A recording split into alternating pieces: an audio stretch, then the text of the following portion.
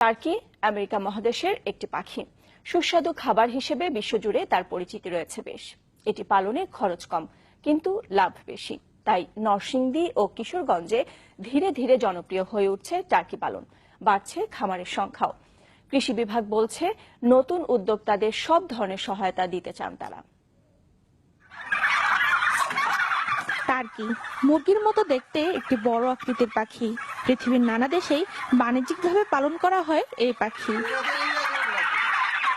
বাংলাদেশেও টার্কি পালন করে সফলতার মুখ দেখছেন অনেকেই।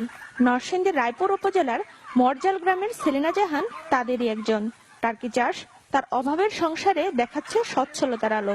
ইনভেস্ট করতে হইব আর কি, প্রায় 1 লক্ষ টাকার মতো। কিন্তু উনি এই 100 মুরগি দিয়া উনি নিচের পক্ষে 5 লক্ষ টাকা উনি বিক্রি করতে পারবেন।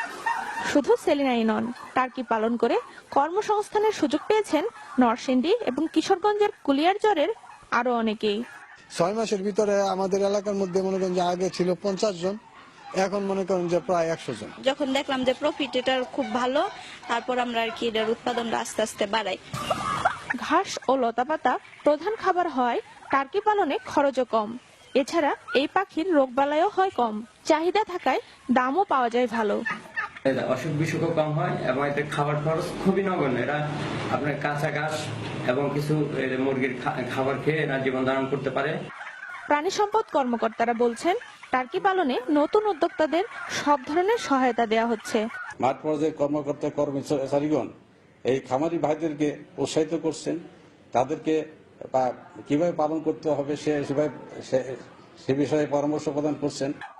দেশের বাজারে এখনো খুব একটা চোখে পড়ে না টার্কি, তবে এর চাষ বাড়ানো গেলে এটি দেশের মাংসের চাহিদা পূরণে বড় ভূমিকা রাখবে বলে মনে করছেন সংশ্লিষ্টরা। সানজিদা শান্তা, চ্যানেল 24।